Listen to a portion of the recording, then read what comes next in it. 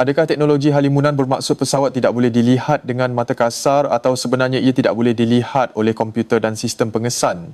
Menghantar juruterbang ke ruang udara musuh tanpa teknologi ini ibarat berjalan dalam gelap dengan lampu suluh di kepala. Selamat datang ke Bedah Sains. Mari kita lihat bagaimana jurutera memanipulasi pemantulan gelombang untuk menyembunyikan objek bersaiz gergasi daripada radar. Bayangkan anda mempunyai sistem radar canggih yang boleh melihat titisan hujan dari jarak 100 km dengan ketepatan mutlak. Tetapi apabila sebuah jet pejuang sebesar padang bola sepak terbang tepat di atas kepala anda, skrin radar anda hanya menunjukkan objek sebesar seekor burung kecil. Ini bukan gangguan mesin, ini adalah manipulasi halus terhadap hukum fizik, pemantulan gelombang elektromagnetik yang sangat menakjubkan. Dalam episod Bedah Sains kali ini, kita akan merungkai misteri di sebalik teknologi halimunan atau stealth technology. Bagaimana sebuah jentera udara yang syarat dengan senjata berat, enjin jet berkuasa tinggi dan struktur logam gergasi boleh hilang begitu sahaja daripada pandangan radar moden? Adakah ia menggunakan sihir moden atau sekadar aplikasi fizik gelombang yang sangat ekstrim? Mari kita selami sains di sebaliknya. Kita sering mendengar tentang pesawat pejuang halimunan yang menyusup masuk ke kawasan musuh tanpa dikesan. Namun pemahaman umum mengenai konsep halimunan ini selalunya disalahertikan. Ia bukanlah jubah luksina seperti dalam filem fiksyen sains.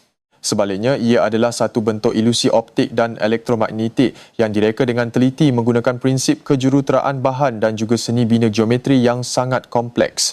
Untuk memahami mengapa radar moden gagal mengesan objek tertentu, kita mesti terlebih dahulu kembali kepada asas fizik. Bagaimana sebenarnya sebuah sistem radar berfungsi?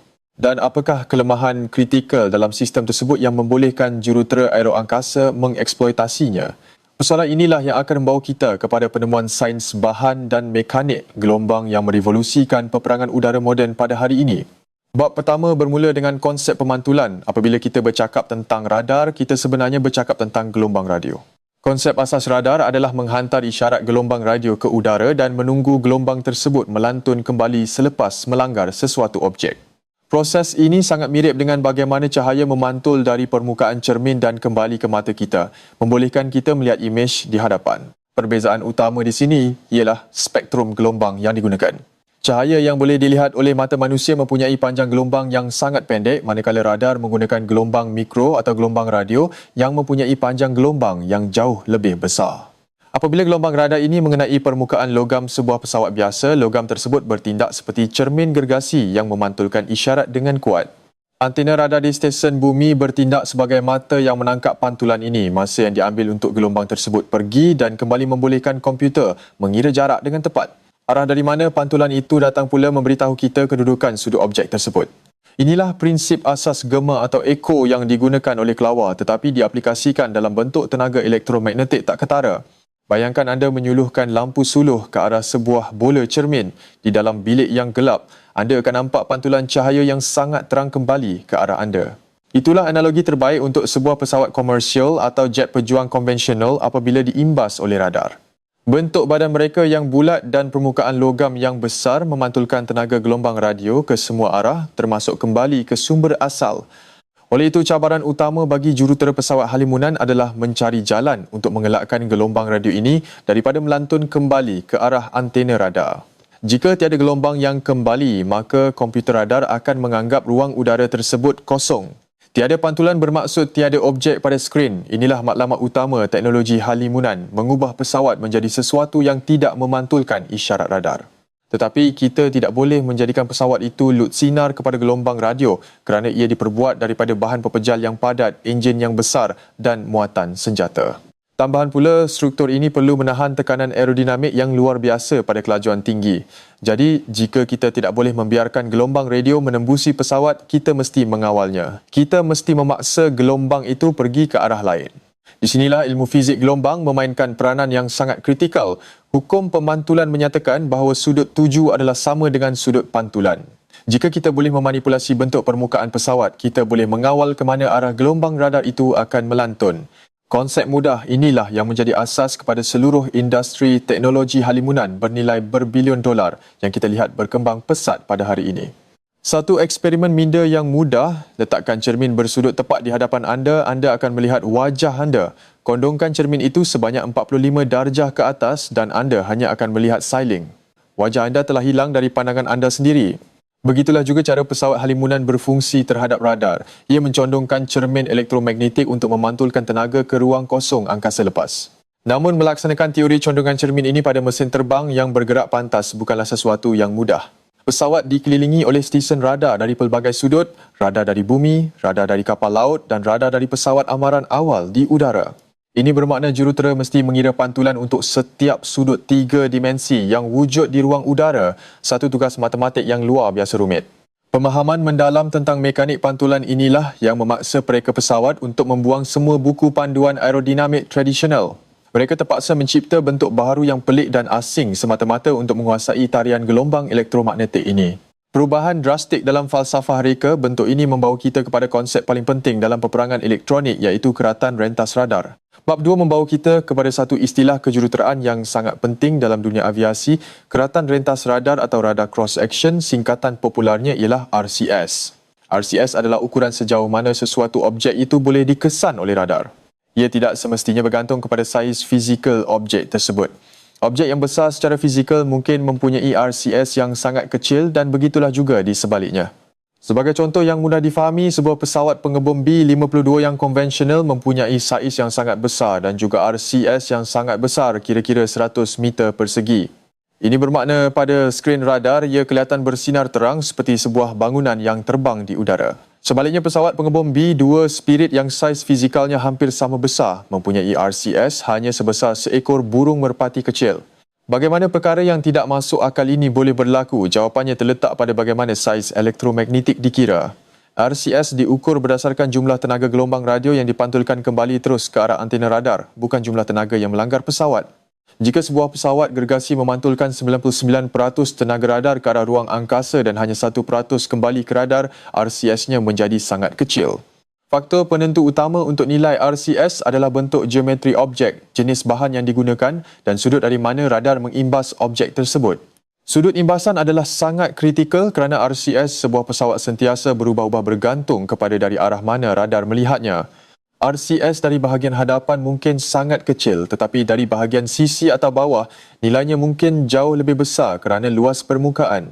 Oleh sebab itu, reka bentuk pesawat halimunan selalunya tertumpu kepada mengurangkan nilai RCS dari bahagian hadapan atau frontal aspect. Ini kerana dalam senario pertempuran udara atau misi penyusupan, pesawat akan terbang menghala ke arah radar musuh terlebih dahulu. Mengurangkan profil radar dari arah hadapan membolehkan pesawat menghampiri sasaran pada jarak yang sangat dekat sebelum ia akhirnya dapat dikesan. Untuk mengukur RCS secara tepat, jurutera menggunakan fasiliti ujian yang dipanggil Dewan Anekoik. Ia adalah sebuah bilik gergasi yang dipenuhi dengan kon penyerap gelombang berbentuk piramid di seluruh dinding, lantai dan sailingnya. Di dalam bilik ini, model pesawat diletakkan di atas tiang dan diimbas dengan pelbagai frekuensi radar dari setiap sudut yang berbeza untuk memetakan profil pemantulannya secara terperinci.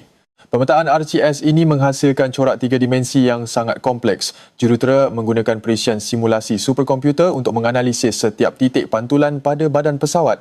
Jika terdapat walaupun satu skru atau jurang kecil pada pintu ruang senjata yang memantulkan isyarat radar dengan kuat, kawasan tersebut mesti direka bentuk semula. Ketepatan pada tahap milimeter adalah wajib dalam teknologi halimunan moden. Malah, persenjataan luar seperti peluru berpandu dan tangki bahan api tambahan tidak boleh dibawa di bawah sayap seperti pesawat biasa.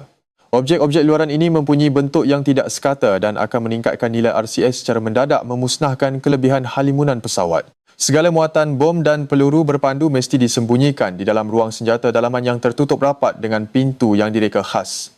Satu lagi elemen kritikal yang menyumbang kepada RCS tinggi ialah bilah pemampat enjin jet.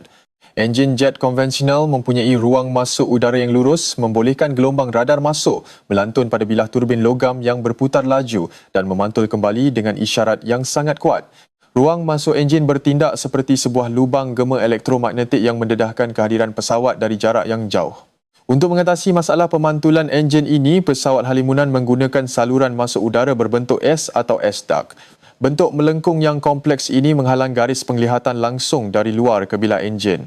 Gelombang radar yang masuk ke dalam saluran udara ini akan melantun beberapa kali pada dinding saluran yang dilapisi bahan penyerap, kehilangan tenaga dan akhirnya lenyap sebelum sempat mengenai enjin. Selain enjin, kanopi kokpit juruterbang juga merupakan penyumbang utama kepada profil radar. Kokpit mengandungi banyak peralatan elektronik, kerusi lenting logam dan juga helmet juruterbang yang semuanya merupakan pemantul radar yang sangat baik. Jika gelombang radar menembusi kaca kanopi, ia akan melantun di dalam kokpit dan kembali ke stesen radar musuh memberikan bacaan RCS yang tidak diingini.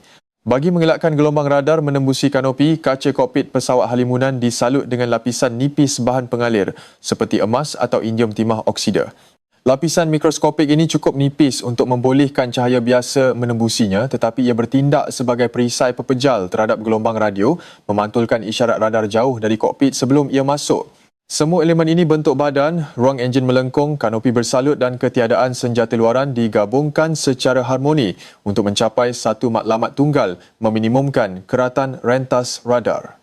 Ia adalah satu pencapaian kejuruteraan yang menuntut kompromi besar dalam aspek aerodinamik dan kapasiti muatan tetapi memberikan kelebihan taktikal yang tidak ternilai di medan pertempuran elektronik yang semakin canggih.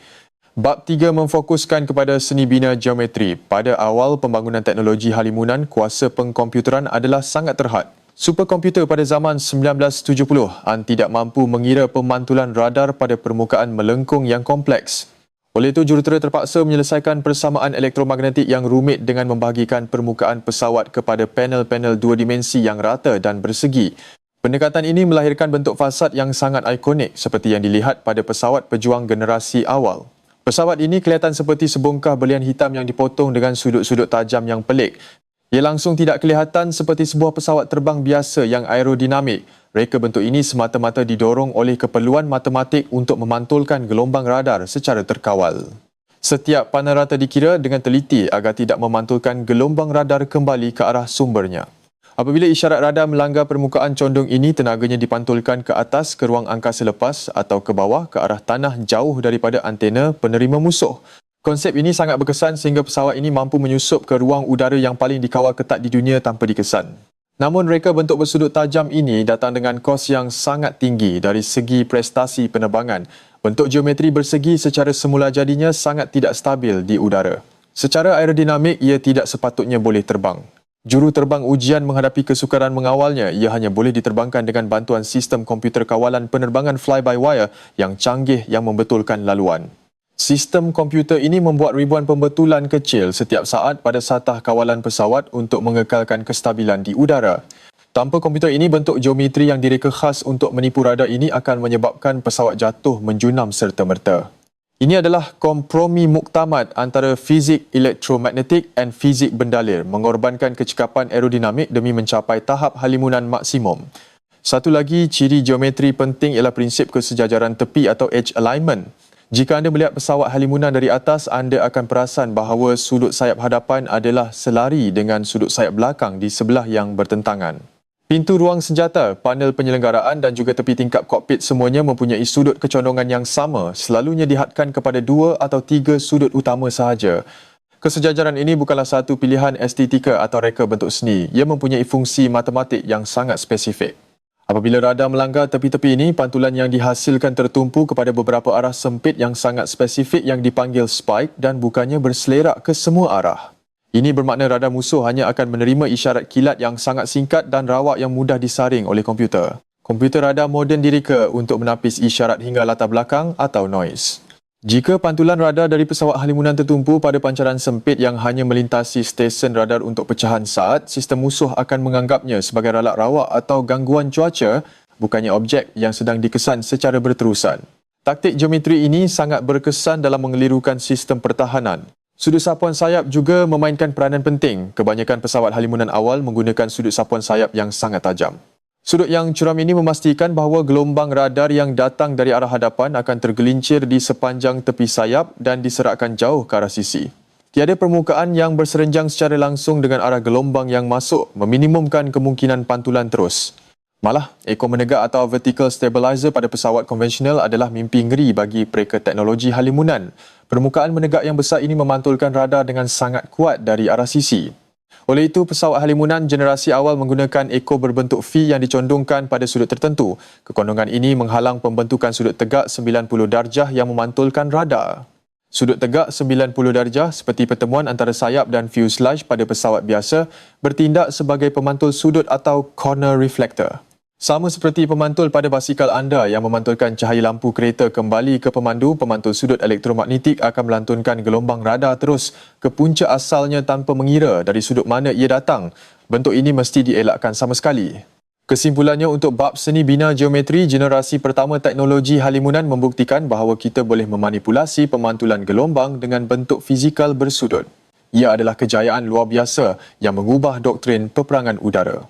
Namun kekangan aerodinamiknya mendorong para saintis untuk mencari penyelesaian yang lebih baik membawa kita kepada evolusi reka bentuk seterusnya apabila komputer semakin maju. Bab 4 membawa kita kepada era kelicinan berterusan atau continuous curvature. Menjelang akhir tahun 1980-an, kuasa pengkomputeran telah melonjak secara drastik. Superkomputer kini mampu menjalankan simulasi dinamik bendalir pengiraan dan persamaan elektromagnetik pada permukaan melengkung yang licin dalam ruang 3 dimensi. Ini membebaskan jurutera daripada kekangan reka bentuk bersegi dan tajam pada masa lalu. Puncak pencapaian era baharu ini dapat dilihat pada pesawat pengebom berbentuk sayap terbang. Berbeza dengan reka bentuk tajam dan bersegi, ia direka dengan lengkungan yang sangat licin dan organik. Konsep continuous curvature memastikan tiada perubahan mendadak pada permukaan pesawat. Tiada bucu tajam, tiada garis lurus yang ketara dan tiada sudut tegak yang boleh menangkap dan memantulkan gelombang mikro radar musuh. Permukaan melengkung yang licin ini berfungsi dengan cara menyebarkan tenaga gelombang radar yang masuk secara beransur-ansur dan seragam ke pelbagai arah. Apabila gelombang melanggar lengkungan yang berterusan, ia tidak menumpu pada satu titik pantulan yang kuat. Sebaliknya, tenaga tersebut diserakkan dengan sangat nipis merentasi ruang yang luas, menjadikan isyarat yang kembali ke stesen radar terlalu lemah untuk dikesan. Reka bentuk ini mengambil konsep ke tahap yang paling ekstrem dengan menggunakan konfigurasi flying wing atau sayap terbang sepenuhnya. Ini bermakna tiada fuselage yang berasingan, tiada ekor menegak dan tiada penstabil mendatar. Keseluruhan pesawat adalah satu sayap raksasa yang melengkung dengan elegan. Ketiadaan struktur ekor menegak menghapuskan sepenuhnya masalah pemantulan radar dari arah sisi dan belakang. Tanpa ekor menegak, kawalan arah pesawat menjadi satu cabaran aerodinamik yang sangat besar. Pesawat ini menyelesaikan masalah ini dengan menggunakan brake laju terbelah atau split drag rudders pada hujung sayapnya. Apabila juruterbang mahu membelok, brake ini terbuka sedikit untuk mencipta seretan pada satu sisi sayap menarik pesawat ke arah tersebut. Semua ini dikawal oleh sistem komputer kompleks untuk kestabilan optimum. Kelancaran permukaan ini mesti dikekalkan secara mutlak tanpa sebarang kompromi. Malah jurang sekecil beberapa milimeter antara panel penyelenggaraan atau pintu ruang pendaratan boleh mengganggu aliran gelombang elektromagnetik dan mencipta titik panas radar. Oleh sebab itu, jurutera mereka bentuk pita khas penyerap radar dan bahan dempul konduktif untuk menutup rapat setiap jurang dan sambungan pada badan pesawat pengebom ini. Konsep kelicinan berterusan ini tidak hanya terhad kepada bentuk luaran keseluruhan, ia juga diaplikasikan pada butiran yang sangat kecil seperti antina komunikasi. Pada pesawat biasa, antina menonjol keluar dari badan. Pada pesawat halimunan moden, antina komunikasi dan sensor penerbangan disepadukan sepenuhnya ke dalam struktur komposit supaya permukaannya kekal rata dan licin, menghalang sebarang pantulan tidak diingini. Evolusi dari bentuk bersegi tajam kepada bentuk melengkung yang licin ini bukan sahaja memperbaiki ciri-ciri halimunan pesawat, tetapi juga memulihkan kecekapan aerodinamiknya. Pesawat berbentuk sayap terbang menghasilkan daya angkat yang jauh lebih efisien, membolehkannya membawa muatan senjata yang sangat berat dan terbang pada jarak antara benua beribu-ribu kilometer tanpa perlu mengisi bahan api di udara secara berterusan. Gabungan aerodinamik yang unggul dan profil radar yang sangat rendah menjadikan reka bentuk kelicinan berterusan ini sebagai standard emas baharu dalam kejuruteraan aeroangkasa. Pesawat pejuang moden mengadaptasi gabungan prinsip kesejajaran tepi dan kelicinan berterusan ini untuk menghasilkan profil yang sangat sukar dikesan di pelbagai frekuensi radar berbeza, memastikan kelebihan penguasaan ruang udara. Walaupun reka bentuk fizikal dan geometri memainkan peranan yang sangat penting, ia tidak mampu memantulkan 100% tenaga radar. Akan sentiasa ada sebahagian kecil gelombang elektromagnetik yang merayap di sepanjang permukaan logam pesawat yang dipanggil gelombang rayapan atau creeping waves. Gelombang ini boleh bergerak mengelilingi badan pesawat dan akhirnya memantul kembali ke arah sumber radar asal. Untuk mengatasi masalah gelombang rayapan yang degil ini dan untuk mematikan sisa-sisa tenaga radar yang tidak berjaya dipantulkan oleh bentuk geometri pesawat, kita memerlukan penyelesaian dari sudut sains bahan.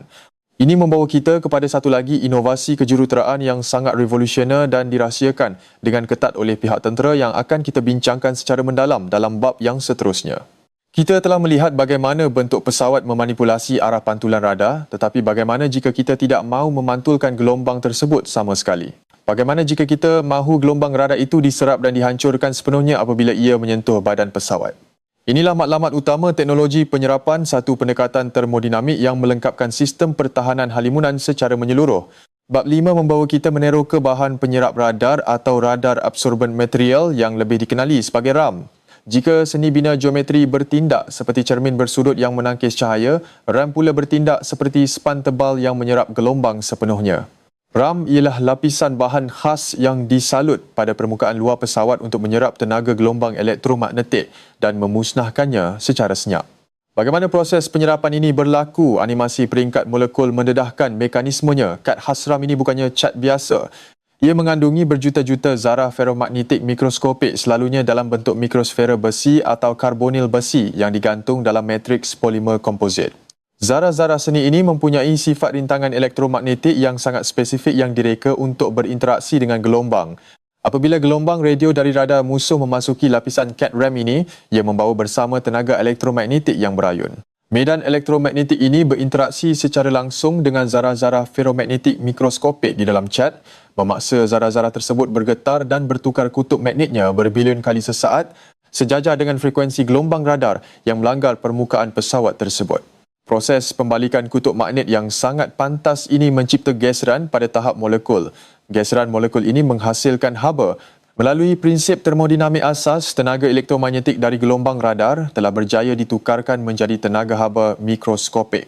Haba yang terhasil ini kemudiannya diserap oleh badan pesawat atau terus lesap ke udara sejuk di persekitaran pesawat yang sedang terbang tinggi.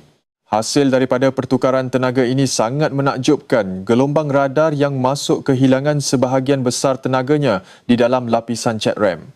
Apabila sisa gelombang tersebut mengenai struktur logam di bawah cat dan cuba melantun kembali, ia terpaksa melalui lapisan RAM itu sekali lagi, kehilangan lebih banyak tenaga. Akhirnya, tiada isyarat yang cukup kuat untuk melantun kembali ke stesen radar musuh di bumi. Ketebalan lapisan cat RAM ini sangat kritikal dan direka berdasarkan panjang gelombang radar sasaran. Menggunakan prinsip gangguan pemusnah atau destructive interference, ketebalan salutan ditetapkan pada tepat 1/4 daripada panjang gelombang radar yang ingin disekat. Ini membolehkan gelombang yang masuk dan gelombang yang dipantulkan dari struktur logam dalaman membatalkan satu sama lain dengan sempurna. Namun tiada satu pun jenis RAM yang boleh menyerap semua frekuensi radar secara serentak. Radar beroperasi dalam pelbagai jalur frekuensi dari jalur resolusi tinggi hingga jalur gelombang panjang. Oleh itu, pesawat halimunan selalunya disalut dengan pelbagai lapisan RAM yang berbeza. Setiap lapisan ditala secara khusus untuk menyerap julat frekuensi radar tertentu, membentuk perisai spektrum luas yang sangat kompleks. Aplikasi bahan penyerap ini bukan sahaja tertumpu pada bahagian luar pesawat. Di dalam saluran masuk enjin jet, dindingnya juga dilapisi dengan bahan penyerap yang sangat tebal. Seperti yang dibincangkan sebelum ini, apabila gelombang radar masuk ke dalam saluran berbentuk eskrima, ia terpaksa melantun beberapa kali pada dinding saluran. Setiap lantunan pada dinding berlapis RAM ini akan menghisap keluar tenaga gelombang tersebut. Walaupun RAM sangat berkesan, ia mempunyai kelemahan operasi yang besar. Bahan komposit dan cat penyerap ini sangat sensitif dan mudah rosak. Pendedahan kepada hujan lebat, habuk berterbangan pada kelajuan tinggi, kelembapan dan haba melampau dari enjin boleh mengikis atau merosakkan struktur mikroskopik RAM. Sekiranya salutan ini tercalar atau terhakis, ia akan mencipta titik panas radar yang mendedahkan pesawat. Disebabkan kerapuhan ini, penyelenggaraan pesawat halimunan menuntut perbelanjaan yang astronomi. Pesawat-pesawat ini mesti disimpan di dalam hangar khas dengan kawalan iklim yang ketat untuk mengelakkan kerosakan pada salutan RAM. Berjam-jam masa penyelenggaraan diperlukan untuk setiap 1 jam masa penerbangan semata-mata untuk memeriksa, menampal dan mengecat semula lapisan penyerap radar yang terjejas semasa misi. Bagi mengatasi masalah ketahanan ini, jurutera bahan moden sedang membangunkan RAM generasi baharu yang diintegrasikan terus ke dalam struktur komposit pesawat, bukannya sekadar disapu sebagai lapisan cat di luar.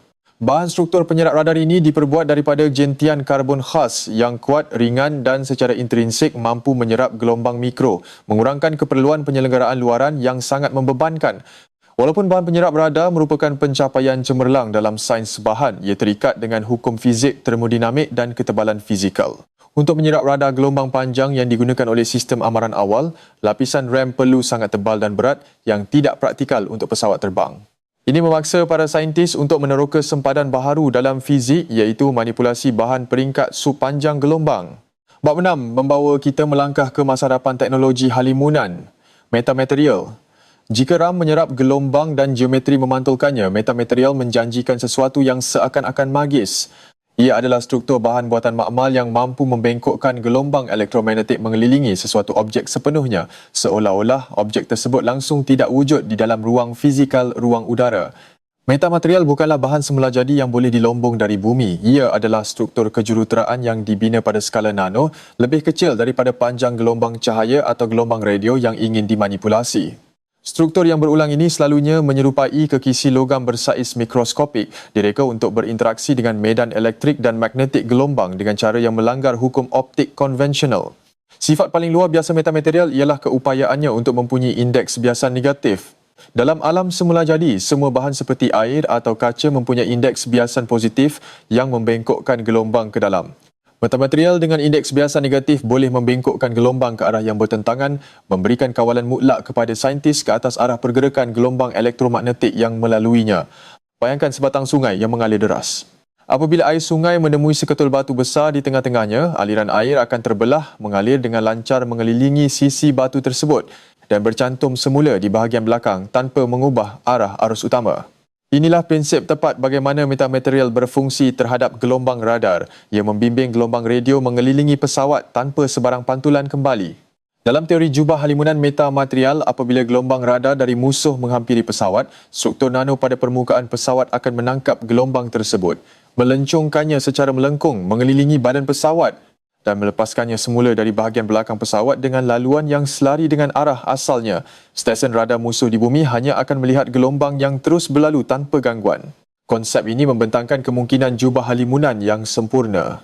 Tidak seperti pesawat halimunan hari ini yang masih mempunyai sedikit nilai RCS bergantung kepada sudut imbasan dan frekuensi, pesawat bersalut metamaterial secara teorinya akan mempunyai RCS sifar dari semua sudut dan pada pelbagai spektrum frekuensi. Ia benar-benar akan menjadi halimunan mutlak kepada mana-mana sistem pengesan elektromagnetik yang wujud. Walau bagaimanapun, merealisasikan teknologi metamaterial pada skala pesawat pejuang sebenar menghadapi cabaran kejuruteraan yang sangat ekstrem. Pada masa ini, metamaterial berfungsi dengan cemerlang di dalam persekitaran makmal yang terkawal tetapi hanya terhad kepada julat frekuensi yang sangat sempit dan saiz objek yang kecil. Membina struktur skala nano untuk meliputi seluruh badan jet pengebom gergasi masih amat sukar. Tambahan pula, metamaterial selalunya sangat sensitif dan sukar disepadukan dengan permukaan aerodinamik yang melengkung dan perlu menahan tekanan angin yang melampau, getaran enjin serta perubahan suhu yang drastik semasa penerbangan supersonik. Sebarang kerosakan fizikal pada struktur kekisi nano ini akan merosakkan sifat indeks biasan negatifnya dan memusnahkan keupayaan jubah halimunannya serta-merta semasa operasi. Walaupun begitu, penyelidikan metamaterial sedang berkembang dengan sangat pesat. Antena nipis berasaskan metamaterial sudah pun mula diuji, membolehkan komunikasi yang lebih cekap tanpa menjejaskan profil radar. Dalam dekad yang akan datang, kita mungkin akan melihat aplikasi hibrid di mana kawasan-kawasan kritikal pada pesawat yang sukar disembunyikan menggunakan geometri biasa akan dilapisi dengan filem metamaterial pintar ini. Perkembangan metamaterial juga membuka jalan kepada konsep halimunan akustik dan terma. Jika kita boleh membengkokkan gelombang elektromagnetik, secara matematik kita juga boleh membengkokkan gelombang bunyi dan aliran haba menggunakan struktur kekisi yang direka khusus.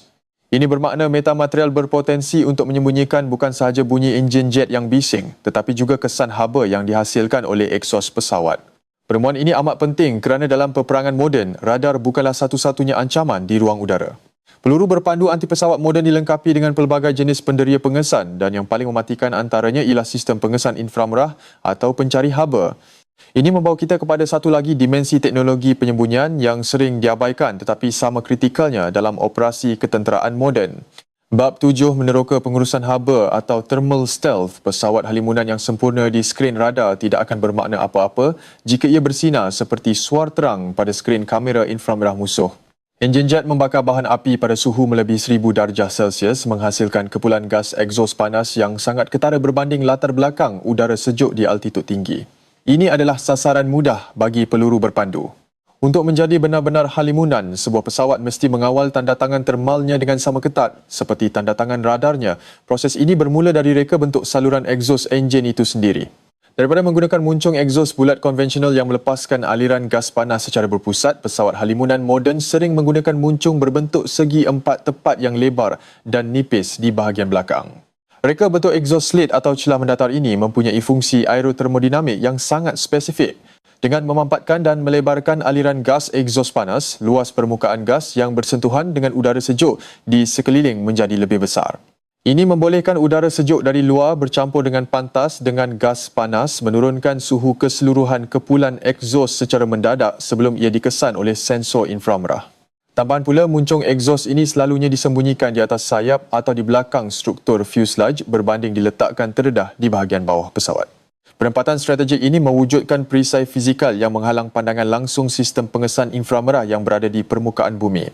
Selagi peluru berpandu tidak dapat melihat punca haba secara langsung, ia tidak dapat mengunci sasarannya dengan tepat. Selain itu, jurutera menggunakan teknik penyedutan udara aktif untuk menyejukkan struktur di sekitar enjin. Udara sejuk dari luar disedut masuk dan dialirkan melalui saluran kompleks di sekeliling selongsong enjin jet dan muncung exhaust sebelum dilepaskan. Lapisan udara sejuk ini bertindak sebagai penebak terma yang menghalang struktur logam luaran pesawat daripada menjadi panas dan memancarkan isyarat inframerah yang kuat. Bahan penyerap radar yang menutupi badan pesawat juga diubah suai secara kimia untuk mempunyai sifat pemancaran inframerah yang rendah. Kat khas ini direka untuk mengawal bagaimana haba dari geseran aerodinamik dipancarkan ke persekitaran. Gabungan bentuk geometri, penyejukan udara aktif dan bahan komposit terma ini memastikan tanda tangan inframerah pesawat kekal sebati dengan suhu latar belakang langit pada waktu malam. Walau bagaimanapun, menguruskan haba pada kelajuan tinggi adalah satu cabaran fizik yang monumental. Apabila pesawat terbang pada kelajuan supersonik, geseran udara pada bahagian hidung dan tepi sayap menghasilkan haba kinetik yang sangat tinggi, mencipta plasma sheath atau sarung plasma yang bersinar terang dalam spektrum inframerah. Ini adalah had fizik yang tidak boleh dimanipulasi dengan mudah oleh bentuk atau cat. Sebab itulah kebanyakan pesawat pengebom halimunan direka khusus untuk terbang pada kelajuan subsonik di bawah kelajuan bunyi. Terbang dengan perlahan meminimumkan geseran aerodinamik dan mengelakkan penghasilan haba melampau yang boleh menjejaskan profil terma pesawat. Ini sekali lagi menonjolkan kompromi berterusan dalam reka bentuk halimunan mengorbankan kelajuan demi kelangsungan hidup di ruang udara musuh. Masa depan pengurusan haba mungkin melibatkan sistem penyejukan cecair kitaran tertutup yang menyerap haba dari tepi sayap dan enjin, kemudian menyimpannya di dalam bahan api pesawat itu sendiri yang bertindak sebagai singki haba gergasi sebelum ia dibakar. Inovasi ini membolehkan pesawat mengekalkan profil suhu luaran yang sangat sejuk, merumitkan lagi tugas sistem pertahanan udara moden yang bergantung kepada pelbagai penderia. Bab 8 membawa kita kepada kesimpulan yang menyeluruh. Kita telah merungkai lapisan demi lapisan sains yang membolehkan teknologi halimunan berfungsi. Dari manipulasi geometri yang mengelirukan hukum pemantulan kepada cat penyerap yang menukarkan gelombang radio menjadi tenaga haba dan janji masa depan jubah metamaterial. Ia adalah satu simfoni kepintaran manusia dalam menguasai spektrum elektromagnetik. Namun persoalan kritikal yang sering didebatkan dalam komuniti pertahanan ialah adakah halimunan mutlak benar-benar wujud? Jawapannya adalah tidak. Teknologi halimunan tidak pernah menjadikan pesawat tidak kelihatan secara magis. Ia hanyalah satu permainan pengurangan kebarangkalian pengesanan. Ia mengurangkan jarak di mana radar musuh mampu mengenal pasti ancaman, memberikan kelebihan masa yang sangat berharga kepada juruterbang.